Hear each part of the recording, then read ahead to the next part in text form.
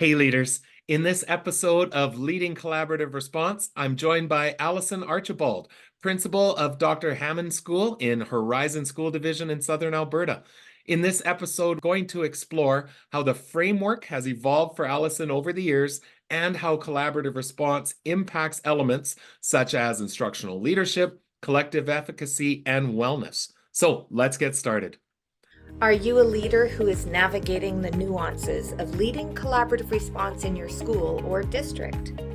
Are you unsure of what collaborative response is? Are you looking to understand the critical role leadership plays when establishing and refining a collaborative response approach? Collaborative response began as a grassroots approach to focus on the needs of students through a framework of collaboration. That approach has grown to a movement that is training leadership and education. Through the Leading Collaborative Response podcast, Kurtis and I share our own experiences of leading collaborative response and lessons learned as we continue to learn and gain insight through the experiences of working alongside others. We also have the opportunity to engage in conversations with school and divisional leaders implementing the framework in their own organizations. We know great leaders build great teams because that is what every child deserves. Subscribe to the Leading Collaborative Response podcast and join the thousands of schools seeing success for students through intentional and focused collaborative efforts. Welcome to episode 38 of Leading Collaborative Response. As always, I'm Kurtis Hewson, co-founder and lead learner of Jigsaw Learning, and today I'm joined by Alyson Archibald, principal of Dr. Hamman School, and someone that I've had the pleasure of knowing and working with for, it's been more than a decade, hasn't it, Alyson? I think so, yeah, closer to 15 years. Yeah, so Yeah. It's great to be able to have engaged with you throughout that time, but today to have this chance to reflect on your work around collaborative response and how it's adjusted and evolved over the years. But before we get there, why don't we start with just a little bit more about your background as an educator? Share with us your journey. Sure. Well, thanks so much, Kurtis, for having me on today. It's super exciting to be collaborating with you again today. And yeah, I'm from Calgary, and I did a sport admin diploma first at Mount Royal University, which gave me a big background in a lot of community involvement type things like volunteerism and fundraising, different things that kind of help me sometimes in what I do in my principal job. And yeah, I went on to University of Lethbridge and did a BA, BEd there, and taught for a little while down south here in a few different divisions.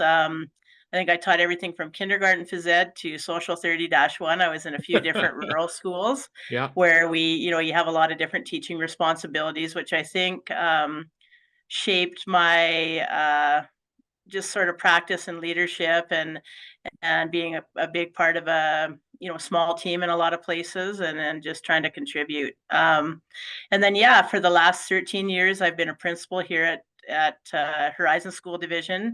Our home base is out of Tabor, and so I was at a small school, K-9 school in Hayes for a couple of years, and then on to Chamberlain ATL, which is a K-9, K-12 school with an outreach program for high school in a separate building. And then, yeah, on to Dr. Hamman here for the last 7-8 years. And so it's a K-5 school in Tabor. And yeah, I've done some other things along the way. I've developed courses and marked courses for Alberta Distance Learning Center when they were sort of in service there. And that helped me kind of just get a big background in course development and curriculum and those types of pieces as well. And so it's been a great pleasure to be serving different communities here down south, either as a teacher or principal in many different ways. Yeah, and last time we had chatted, you've also got another next step that you're looking at as well, looking at a doctorate.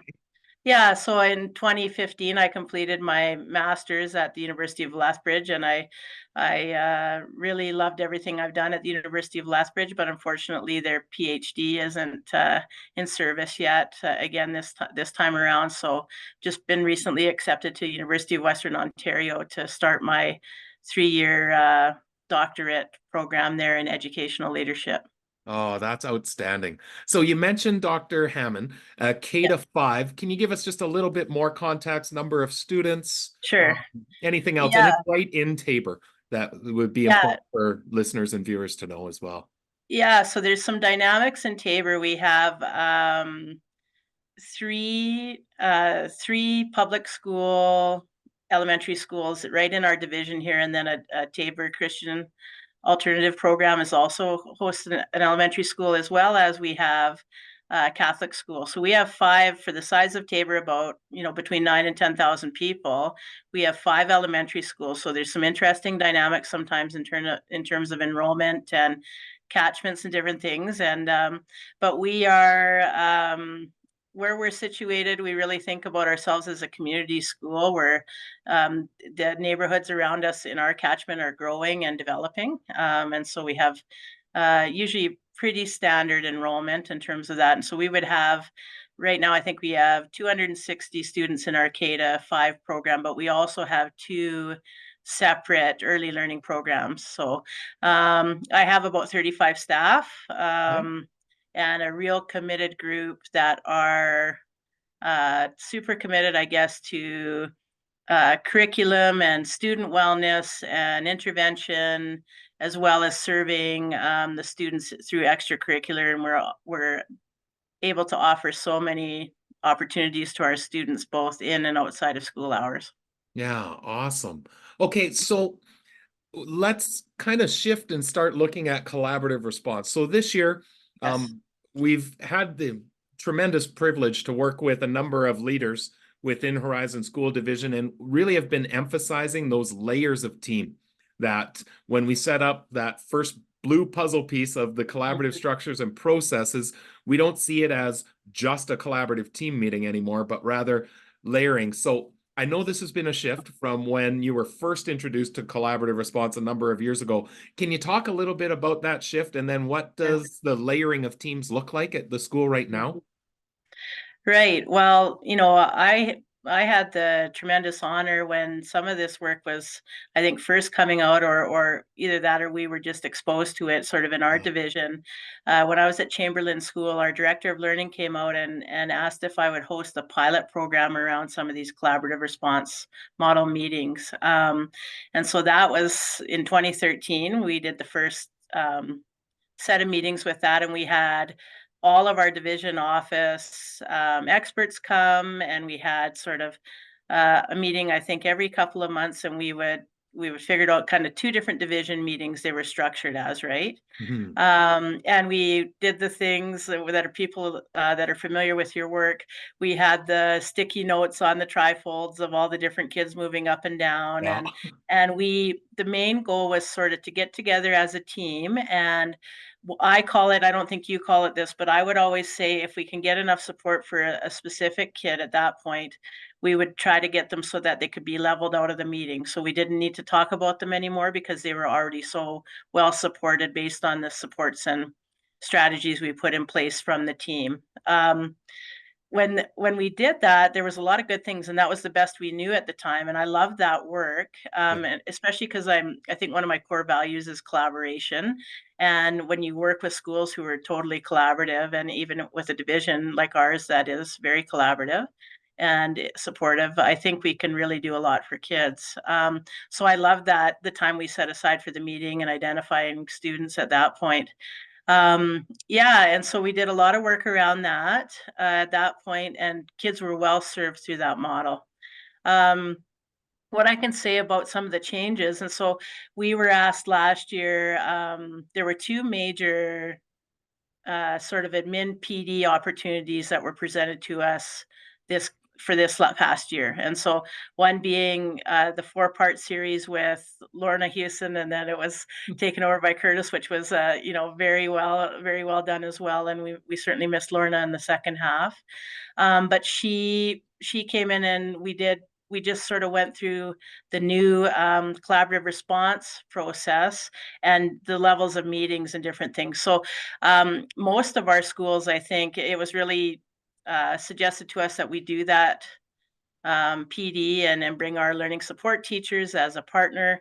and bring the new ideas sort of back to school. And I'm so glad that I did, because I felt like, because of the experience I had with the program, I almost felt like we could have kind of continued without that piece, because we have strong modeling here and everybody bought in here at Dr. Hamman, and we do a great job of that piece. But anyways, we registered, and I have learned so much this year as an administrator. And we kind of had an interesting context where we had a changeover in LSTs, and just something beyond our control. Yeah. And so what it's done is really solidify some of the leveling pieces, so the different meetings we can have with our LSTs, with our counseling staff. We also have a new counselor on staff.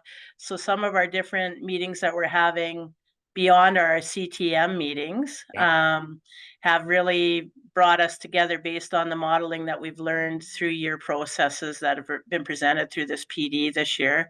The piece around student issues.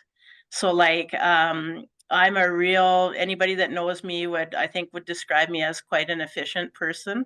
And strong communication and efficiency are really important to me as an administrator. And I love the part where we would focus on an issue, and then we would talk through, and all of a sudden we would pick up a number of different students that fell into that. So when you start looking at talking about one student at a time, as we did previous, that was a little more difficult, because you only have so much time, and everybody's kind of overspent as they are, even though they're super committed. So now we're adding a bunch more pieces to the plate. And with doing the efficient piece, we could take care of a number of kids around that key issue. In the beginning, when I presented what Kimberly had come back from your retreat the previous year with, and here's how it's shifting. It's shifting from super individual kid focus to issues. I had staff members that said, ooh, I don't think I like that, and I don't know if I'm on board, like before we've even tried it. And people know with me that they're always going to have to at least give things a try. And let's give it a try and see where it goes. And so some of our big learning around the pieces right after the first meeting that we had, where it was around, hey, I kind of like this process. And we were able to get our entire team together for a couple of meetings this year. And that was also helpful, because we've been doing a division practice. And sometimes, like, our grade 1 teachers who have known these kids that are in grade 5 now and knew what some of their tendencies were, some of their needs were back then, can really, really support all of those pieces. So yeah, by the end of that first meeting, so we kind of finished, one thing that helped us was doing those specific roles and responsibilities, and the norms. So we have a real collegial collaborative group here, and I was not a big fan of, like, really, I didn't see sort of always the value in defining, but we together did the collaborative norms and set them up. And then we review them at the beginning of each meeting. And then the roles, we had little kind of like menu cards that sit right in front of the people. So back to, people are always reminding me, okay, how much time do I need to put on this? And then we had an interrupter. And what that did was take the personalized sort of comments out of, hey, somebody's kind of being critical of me in the meeting. We've agreed to this and we're doing that. And so by the end of that first meeting, we were so efficient with how we managed some of the pieces that we were actually done a little ahead of time, which was kind of really nice. And then I could go back, and this is sort of outside your model now, but to say, okay, now were there any other kids that we needed to talk about? Like, now we're done that meeting, but do you have an ISP kid that you need everybody's in the room now that you need them to know that they absolutely can't be on the swings at recess because or the tag game at recess, that doesn't work. Or I didn't have a chance to look at somebody's WISE plan from the SIVA work that we're doing. Could somebody just go over that with us now? So we found it to be more effective and efficient, and we really appreciated that piece. And then the outside pieces of the additional meetings and organization brought our other mini teams that are supporting, the main team a little bit more together. And we're just kind of finding our way with wellness coaches and our new counselor here. I think next year will even be better when we have a few more meetings, and they'll also show up for some of our CTM meetings. It's just more of a logistical thing and knowing people's roles and responsibilities. One other thing I'll just say quickly about that is we were just having a conversation about with our counseling team at division office about how do we have people see more kids, because wellness practices are something that we really want to help kids with, and there's more kids coming in with mental health or wellness issues, it feels like. And so one of the things that's kind of parallel to that model was talking about, hey, if we get 5 kids that are identifying with anxiety, could they be sort of put into a small group over with the counseling team, or sorry, with our wellness coach team, and they kind of work together to come up with some curriculum or little activities they could be doing. So they would be learning that, and then the counselor could pick up more serious one-on-one cases, so that would free people up to take care of, be more efficient, which is kind of like what we're doing with that issues piece. So I love how it seems to be, even at the division level, filtering through a lot of different processes without us even really being critical or like being super intentional about it. Mm-hmm. Well, and I really like that idea. If we can get intentional with some of the structures and processes, it's going to add to the efficiency, of course. And you're going to feel like, our energies, our efforts, and our resources are impacting more students. Another thing that I'm reflecting on as you're sharing this is I also did the same as a leader of going, well, we're already collaborative naturally as a school. We don't need norms. Those must be for schools that are high conflict places or are so big that people don't know each other well. But when we started to put the norms in place, put the roles in place, it just added to it essentially, I would have said we were collaborative before, but we reached a new level of collaboration and efficiency by putting it in place. I often say to schools, it's not going to turn you backwards. It's going to, if you feel you're already very collaborative, it's likely going to take you to a next level of, oh my goodness, we thought we were collaborative, but this looks different. Yeah, I would totally agree with that statement. And I think I know it takes a little while.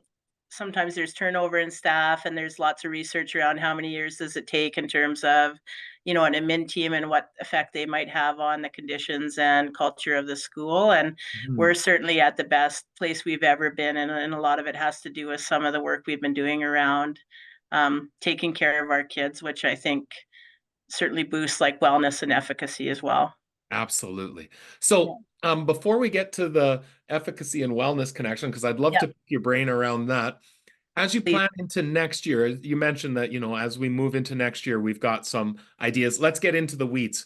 What are you thinking as far as when teams meet, who's involved? When you think about, we talk about, do we have collaborative planning established? Do we have collaborative team meetings? And then do we have that school support team that's meeting on a more frequent basis? What do you envision that looks like for Dr. Hamman next year? We'll be right back to continue this episode. There are 2 things that we know. The first is that implementing and sustaining collaborative response in schools is complex work. The second is that educators love a bargain. For this year's Black Friday, Cyber Monday, we are planning something to address both of these realities. We are slashing the price of our Supporting Collaborative Response on-demand workshop bundle by 75%. For 4 days only, our Supporting Collaborative Response workshop library is going to be available for only $50, reduced from our regular price of $200. So what do you get for only $50? You get a series of on-demand workshops, each focused on a particular aspect of collaborative response. There are currently 9 workshops, including an overview of collaborative response, but we plan to continue to add to the library over time.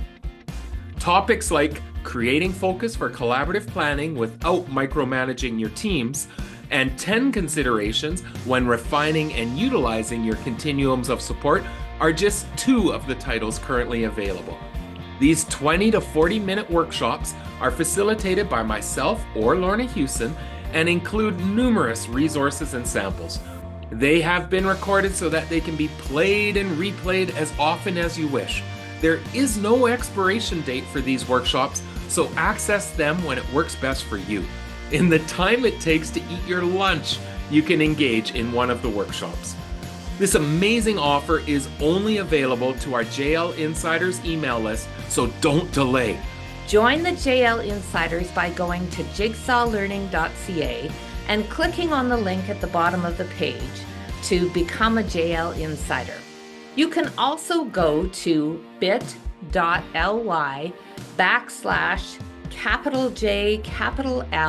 lowercase insider to sign up. That's bit.ly/J,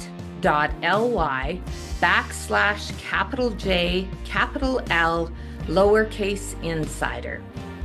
On November 29th, our JL Insiders will receive the exclusive code to access the entire workshop library for only $50. That's $150 in savings off our regular price. Check out the website jigsawlearning.ca to learn more and join the JL Insiders to have a chance at this incredible Black Friday Cyber Monday deal. And now back to our conversation. Well, I think for it to be really effective, we need certainly like the student support team to be meeting like more often, at least probably weekly. Yeah. We're and balancing. Who's part of that team for your school, Alyson? Sorry to cut you off. Yeah, that's okay. Like our vice principal and our learning support teacher, and if we can, our wellness and FSLC, which is our counselor. Yeah, so once a week for that team. Okay. If we can do that, and you know what the balance of that is, and it's back to being more efficient. It'll serve more efficient when we get to it, but we always want those people to be always with kids, right? And so is it worth it to pull people for half an hour and make sure we have a good conversation about it? That would be my goal and something I want to vision a little bit more formally for next year. I think we do a great job in catching each other formally or updating each other. Like nobody's kind of going without information, but setting that a specific meeting potentially with an agenda and of course some of those resources that you've provided in the back office for us, I think will be helpful. We do like a really formal, I know people want sort of, I can't remember what your guideline is. We do a really formal CTM, 3 to 4 times a year, but we have an opportunity for, we call them our PLCs. So basically we've freed teachers up through a dual class phys ed program on Fridays. So they're weekly and there's lots of opportunities. And typically when we talk about those meetings, they're grade level meetings and there's lots of talk about kids in those meetings. So, I hold them accountable. I don't always go to all of those particular meetings, but any other one thing, just thinking up from an administrator's standpoint, school leader standpoint, is the more meetings you can attend in terms of kids, whether it be, an ISP meeting or different, transition meetings, different things, I tend not to miss those because I have a real good pulse on everything that's needed then and can check in even if the action items aren't mine. So there's that piece. So then we kind of fill in the gaps there with more grade level type meetings, but I think I'd be more worried about it. I shouldn't say worried, I guess, but more specific in terms of meeting more often if I didn't think we were getting sort of the bang for the buck out of what we're serving students. One other thing that I've tried too is thinking about and talking lots with other administrators in our division anyways about sometimes they're scheduling them too tight together and then there's no chance for the action item to be managed, which kind of throws everybody else for a loop in terms of like, when you're thinking of yourself, like you've got a little bit of an efficient checklist going and you're that kind of person. If you're not really achieving things, and sometimes kids take longer than the issues are taking longer than you want, and that's normal in our work. But if you don't give yourself a chance to even have a chance to address some of those issues, then that will go a little bit more negatively on our mindset, and the process might not be as tight. So we've always, since I've piloted it, we've always done that 3 to 4 time a year piece, and it's worked for us. But I think it's because that school support team is super actively involved in Yeah. other meetings, catching up with people. Like if somebody's talking about something in one of those CTM meetings, they know that I'm going to follow up the next week and the next week and the next week. It's until we have a really good handle on what we're doing there. So, hey, you mentioned that you were going to call Johnny's mom about whatever it would be. They know that it's not a micromanaging thing. It's just a, hey, did we get that done and what were the results, so we can continue to support you as a 100%. staff member and then the kids, right? And so it's a bit of an accountability thing, but more than that, it's like we're all on the team together. How did that conversation go? And then all of a sudden that information flows without people coming to check or ask either, Yeah. right? Well, and I think that's really a huge part of how the instructional leadership ties in, because then you as a principal are just able to follow up and be able to say, so you tried this, how did that go? Let's reflect together. What did that look like? What did you learn through that? And which then helps you to be able to support each one of your staff members based on actions they committed to doing on their own. They're not things that Right. being assigned or dictated. Yes, and then the other thing it does is give me a pulse on some of the themes, and so that comes back into staff meetings where we do more. Let's say we do more. We need a little more help with how we respond to students with that are kind of maybe undiagnosed with ADHD. So how can we still help those students, even though there might be a piece there where we're in between diagnosis, or parents being sure of if they want to go through a medical process or check up for that, right? Just So as an actually example. using some of those conversations to fuel what are some professional learning opportunities we need to envision. I had spoke Always. with a school in Edmonton where they said our professional learning that we do on our divisional days is now entirely driven by what are we seeing and responding to as student or for our students. And then a lot of times they said their professional learning is actually being delivered by teachers within their building, because we've determined, like you said, a number of students that have ADHD tendencies, and this person has a skill set that we could learn from around that. And don't you think this will be kind of, I think it's going to be later, like you say, but don't you think when you give people a leadership opportunity, when the principal comes in and says, I think you're doing this very well, Yeah. and I'd really like you to have 10 minutes at the next staff meeting, or hey, could you take on Mrs. So-and-so under your wing for this particular practice? Don't you think when people are helping others and being generous kind of with their knowledge and time, that sort of, first of all, that really helps their wellness. And when Oh, you're feeling good, 100%. when you're feeling good, then you feel like two things. You're feeling good and you know what you're doing. Like, isn't that just the top of the line for any teacher to be kind of contributing? And then all of a sudden it's like, what else could I help somebody with? And now you've got a culture of, Yeah. learning and vulnerability and those pieces, and like the non-judgmental piece. So that's really the way our building runs now. And Yeah. that leads into sort of a little bit of, if you're really looking at theory like distributed leadership, and if you're nudging people for different leadership pieces, especially in their, what the principal thinks maybe is their expertise, or knows a little bit, first of all, it's really efficient and takes some time off of the instructional leadership piece for the principal to be in talking to 35 different staff, Yeah. because now we're working together on that. But also just the piece of how they get to shine for a moment or two in their work with others. And when people start to say, hey, so and so is an expert in this, and how about what am I going to be the expert in? Like, it looks like the principal is going to give us some autonomy and leadership opportunities here. What could I contribute? Right now, you've got like really a school of learners and contributors, and really that's just straight to developing leadership within the building.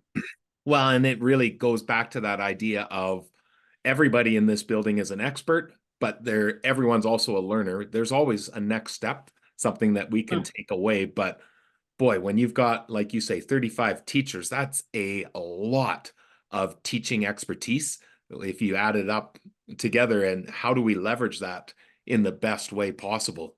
We often Right. found, and I'm sure you find this too, Alyson, of, a teacher in this classroom who's not sure how to respond to this particular student need. Well, the expertise might be 3 doors down, and how do we find ways to leverage that? And not just teachers, but our support staff sometimes are working with. Yeah. They get a little insight when they're kneeling down beside the kid beside them that you're talking about later, that geez, like I never noticed that, because they're just maybe a touch more in the mix in a certain during a literacy class that you're Mhm. concerned about with them, or whatever it could be, right? Like great teachers are going to be around and knowing all the kids really well and everything, but that they really can lean on some expertise from their support staff as well. And so we want to, back to what you were saying about how do we start to invite some of our support staff into some of these meetings where it might be appropriate. One of the things we struggle with there, to be honest, is that right now so many of our support staff are one-to-one with students with complex needs, and Yeah. those typically aren't the kids that we're talking about in that CTM meeting, right, by model. But sometimes they're working with a cluster of kids, or they have a pulse on something we don't have, and so sometimes that's worth it too. Yeah, absolutely. So Mm. I want to move just a little bit then, Alyson, when you reflect on the continuum of supports, and again, way back when we first started, Yes. we referred to Yep. this as our pyramid of interventions, but like we've chatted about the idea of, it's not really a pyramid shape when you start tiering the supports, and calling everything an intervention is a little bit problematic in understanding. Mhm. Talk to us a little bit about that shift and what are continuums looking like at Dr. Hamman right now. We'll be right back to continue this episode. Feeling overwhelmed with the expectations being placed on teachers, leaders, and educational systems to respond to the diverse needs of our learners? Are you wanting to take your PLCs and RTI efforts to the next level? It definitely takes a highly coordinated framework of structures and processes to maximize the collective capacity of your team to ensure success for all students. Collaborative Response is that framework. Order your copy of our bestseller, Collaborative Response, 3 foundational components that transform how we respond to the needs of learners, which includes access to a comprehensive companion website. Join the thousands of schools using the framework to ensure high levels of success for students and staff. And now back to our conversation. So also a big part of our learning, like we had a real basic, straight across, it really looked like a table. And at one point, actually, my former LST came to me and said, I've moved in since a few people ago. What are we even working off of there? And actually, I was wandering around, and in a classroom, there was one still kind of stuck to the wall, right? So we Yeah. hadn't done any formal work on that for a little while. All even, I guess, even though I felt like we had strong practices and those types of pieces. So former LST Kimberly Wrights, she's now moved on to a position as vice principal down in Milk River, and she had the chance, because of that new position, to attend the retreat in Lacombe a couple of years ago, where Mhm. she got excited about working on that continuum of support. So she laid some framework for us, which was, I want to caution people, by just having like one person in your building develop that and then throw it at the staff, there might not be so much collaboration or ownership. Yeah, And exactly. so she did some framework pieces for us, and then we brought it back to the staff, and she was on her way out. So it was unfortunate, because she had some real good learning there, but she presented the ideas around it. And then we took it this fall and added some pieces to it. So certainly back to, what are we going to agree on in terms of universal strategies and practices for kids, and then the classroom level pieces, and then what can we manage there at those first two levels before we kind of share it out to usually our division experts, and then on to, for some complex cases, some real, some community or healthcare pieces there. Some external agencies. Yeah, expertise. Yeah, I guess is the way to say that, right? And so, first of all, I just want to give like the framework and the documents that you've provided us with in terms of resources have been one of the key positive pieces to kind of working with Jigsaw this year. And it gives us a chance to do all the planning. And I really like to see things on paper, and whether it's digital or planning pieces. So when we came back, some of the schools were starting to talk about, through some of the work we'd done through the PD at the division level with Jigsaw, hey, I want to do 3 or 4 different continuum of supports, one based on behavior, one based on, and we just felt like that was going to get too kind of involved, or too many pieces of things to which one am I on now and what am I looking at? So our staff went back to the piece where we just color coded ours, and they were literacy, numeracy, behavior, wellness, and instruction strategies, right? So let's say, I don't know what it is, but blue was literacy. So anything you find on there would be literacy. So we still used universal and classroom supports and went up the line with those pieces. And then, so that was really good. And then what we've been doing is, I think we'll get into every couple of staff meetings. We did it a couple of times this year. We put the continuum back up there, so it's always shared and people have it. But how would we, what should we add to that practice, and are we still using, what would be an example? Are we still using a certain literacy intervention program at the classroom level for kids, or did we all go to PD and learn a new one that's now obsolete? Let's add this other one. Or, hey, there's 4 or 5 more ideas based on the learning we've done this year. Let's add them in there, and let's agree to these pieces. So it gives staff a real, it's not my document or Kimberly's document from when she developed it, but it's, we're growing this together, and then we're sharing that information. It's our collective toolbox. Yes. You can access. And it has to be reviewed often.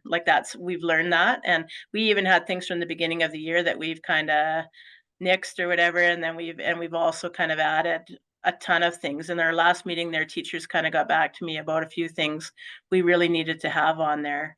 One other thing I loved about the work we did division-wide was there was a sharing portal there where we got to see everybody else's when they give us access. And so sometimes we learned about different things that we could try, like, hey, does anybody even do this literacy piece? Or, hey, Jason at Tabor Christian High School has an amazing behavior support plan that they've been working with our behavior interventionist on, right? And that a bit of a legacy project for her as she's retiring, but she went around to a few schools and did those. Okay, great.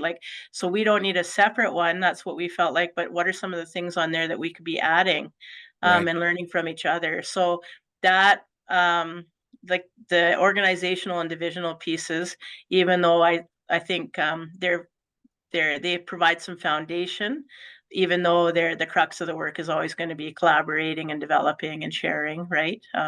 Well, and that really, that's what I can talk about. Yeah, and that really speaks to the idea of how do we get our staff to own this, that it's not admin's document, or, this is something that Horizon has pushed out to each school, but I can actually see my teaching practice being reflected in that continuum. And then when there's something on there that I don't know how to do that, I don't know what that looks like in my room, how do we tap, and this goes earlier to what you said, how do we tap someone who does have expertise to, hey, at our next staff meeting, can you take 5 minutes to share how you do this in your room? Yeah, and certainly I think it's really helpful when people have that opportunity. Somebody said, things are so digital anymore. How do we make sure it's alive and not lost in somebody's drive?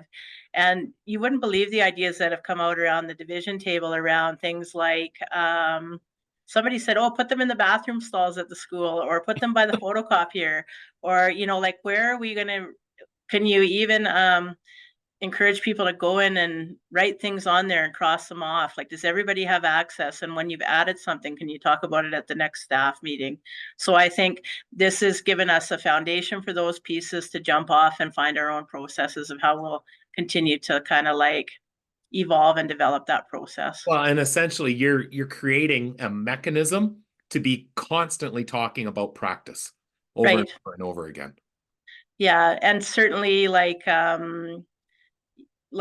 with me, like growth is a huge piece. I would say it's a core value, and so how we do that collaboratively is really important to me as the principal. And I certainly think that when you have a school that's kind of interested in bringing forth change, and even though it's kind of can be a little bit difficult at times for some people, when you're doing that, knowing you're supported and knowing that you're always going to have a say and a voice, I think that's even better than, hey, here's these directives.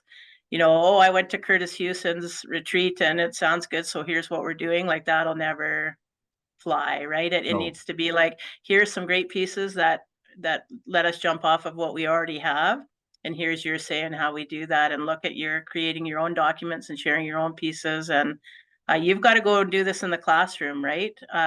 So let's share and do. And maybe our school compared to a different school needs a little more support in a certain area, and so that's not in the classroom piece, it's in the next level piece, right? Yeah. And other schools are masters at certain pieces where they're looking for more support in a different area. So I think that also helps between sort of at that division level for a director of learning or some of our instructional coaches to see what the needs are based on reviewing those documents as well. Yeah, awesome, Alyson. So, love for you, one of the standard questions we ask on this podcast, or the standard practices, I guess, is to get you to finish this statement. As a result of collaborative response, we have seen, how would you finish that? Certainly growth in and support in our students when we struggle to find solutions. When we get together, I do believe that the answer is often in the room if we can get enough people and believe in people's expertise and growth and voice to share. If we can get an open opportunity and the conditions for people to share and do that, then our kids will be well taken care of. I think that people's practices are stronger because they hear from others. And you know how it goes in any school. We're also busy doing 1,001 things that when we get into that collaborative response process and the specific meetings, we can slow down a bit and really do some celebrating of practices and focus on each other's solutions and suggestions. And sometimes that will allow for different action items that individual teachers would have never thought of, or even me as a principal, I would have never thought, hey, like, how can we help this kid? Yeah. I'm the principal and I don't even know what to do right here now, but there's 3 other teachers that actually have had a really good practice in place or strategy in place that can help. Yeah. Well, and we often see too, when you've got those highly skilled, well-intentioned people in a room and, someone suggests this idea, it might be 3 next steps before we get to something that's really innovative that none of us would have thought of on our own. It's being able to be in that space. And again, I really like what you had said before of we've got structure to that so that we can be efficient. And this is not, we're going to sit around for 2 hours and just spitball. There's a process. Right. And I think also I just had a thought there about sometimes getting over that vulnerability hump with people is interesting as well in a room. And I find that especially sometimes with our experienced teachers, they feel like they should know. And so if we can get the conditions involved where people will share, typically the very first response to somebody who's got a little bit of armor up in terms of their practice or leadership will be, yeah, I've tried that. I've already done that. I've already done that. I've already done that. Yeah. And it's like, okay, well, what is a different way that you could try that? Or, hey, there's back to doing the brainstorming of suggestions in those meetings. That's one of my favorite parts is now can you go back and select a few as opposed to you got to all of these other, and sometimes it can be like, who knows what goes on in people's minds in a meeting, but like, oh, so-and-so that's been teaching 2 years is going to now tell me as an experienced person that this is their best thing. And I was supposed to just know that. Like, that's hard to sit through that if that's the way you think. But if we're producing people with like, growth mindset and being like, it's okay not to know. And it's okay that the new kid in the room can help you with this, or a parent is here to share something that we would never thought of at the school level that really works. Those are things that, back to your, what can be a really fueling process for out of this process would be, we can support kids when we're open to ideas, right? And part of that is we got to set our ego aside. One of the biggest things, I was talking about, I think I got rambling a bit, but I was talking about we did 2 PDs that were offered at the division level for administrators, and the other one was generative listening through EdCan, and it was facilitated by Felicia Oakes. And so what that was a joint project between Horizon and Prairie Rose for principals, and it was about principal wellness and well-being. And one of the, Felicia's just a guru on, like, anybody, you shouldn't be taking things personal. If it's personal, you've got work to do on yourself. But also, to her favorite thing was, ego is not your amigo. So when you're in there and you feel like you're armoring up, right? You feel like you're armoring up because, I should know. I've been teaching grade 1 in this school for 30 years. And now it's getting hard because I don't know how to help this kid and other people seem to, right? Foregoing that, if you can build that vulnerability piece in there and just let go of, hey, I'm going to take any suggestion I can get, or I've got a list up there now through the idea development. I'm going to pick 3 of those and commit to them for the next couple of weeks. If I can support people in that at the leadership level, then it's going to make changes in our school. And I would argue that doesn't just happen by accident. It happens through intentional structures, modeling, giving opportunities, practicing, being vulnerable. Setting the conditions. And sometimes the conditions, that takes a while for people to get used to. And sometimes there's a little bit like, oh, I'm nervous to do things this way. Yeah, no, but from a leadership perspective, I know that if we get a collaborative culture through people being a little bit vulnerable and people sharing ideas, and I know that all of our students are going to be served well with that, right? So you have to kind of stay the course sometimes. Yeah. Absolutely. So last question here for you, Alyson. Hey. Again, it's one we ask everyone that comes on this podcast. It's in the spirit of, if you knew then what you know now, what advice would you give your past self in relation to the collaborative response work? I think I would integrate it into, like, we used to kind of have it separate, and it was something that we did separately from other pieces. Now I see, as we talked about earlier, the connection to fueling your PD plan and tying it right back to priorities in terms of what you're doing at the school level.